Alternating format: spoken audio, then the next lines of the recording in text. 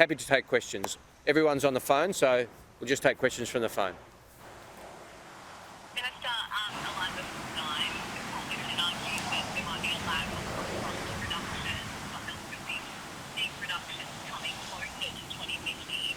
Are short-term targets that important with the end game is the same?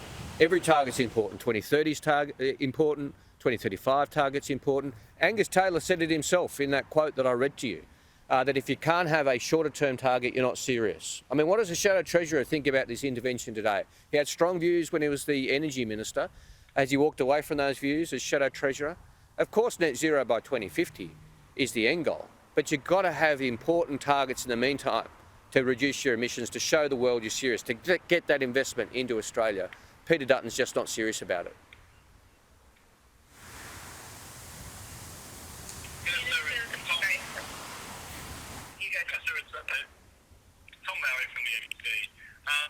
Just on the 2030 targets, the forecast you mentioned that Australia is largely on track, do rely on a lot of things going right between now and 2030. Is there any risk, do you think, Australia missed that target? Is there anything that could go wrong and push us from here on? Look, we're on track to meet the target. That's the most important thing. That's what the independent forecasts show, that we're on track to meet or beat 43%. Now, if you look at the figures released just yesterday by the Clean Energy Council, 895 megawatts of renewable generation in the quarter, the fourth quarter in a row of more than $1 billion of investment in renewable energy storage. Look at our industrial policies, the safeguard mechanism, which is delivering. We passed the new vehicle efficiency standards just a few weeks ago to start to get more efficient vehicles into Australia. So all these policies are coming together and working. Mr. Dutton would rip them up. Mr. Dutton would rip up the pathway to renewable energy. He'd rip up, presumably, the new vehicle efficiency standards. He would take Australia backwards for no good reason other than the fact that he doesn't have the courage to stare down the climate change deniers in his party room. Minister Lucy from Channel 10, you say that we're on track to meet the target, but it is true that it does hinge on all those policies coming together that you just mentioned. Can you acknowledge that it is a big uphill battle and a lot of things do hinge on things going right?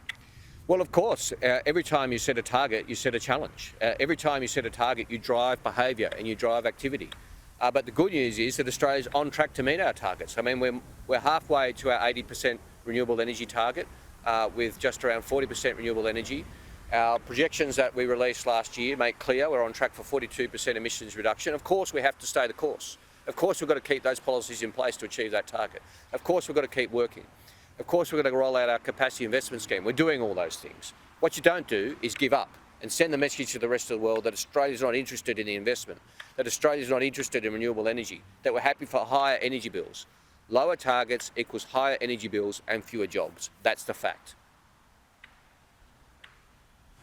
When will this be government's 2035 target and how ambitious will be? We're obliged to announce a 2035 target by February, and we will do so. It will be ambitious and achievable. We have commissioned Climate Change Authority advice on what that target should be.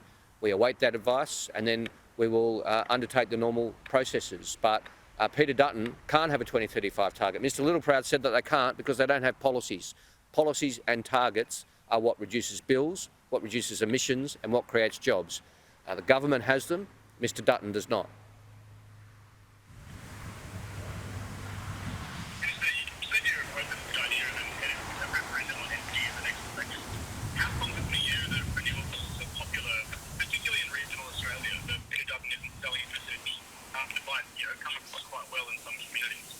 Well, Mr. Dutton needs to, if Mr. Dutton needs to release his policies. If he was so confident in it, he would have released his locations by now.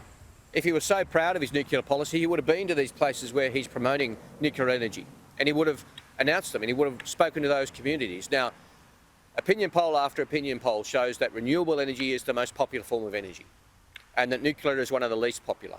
Opinion poll after opinion poll shows that.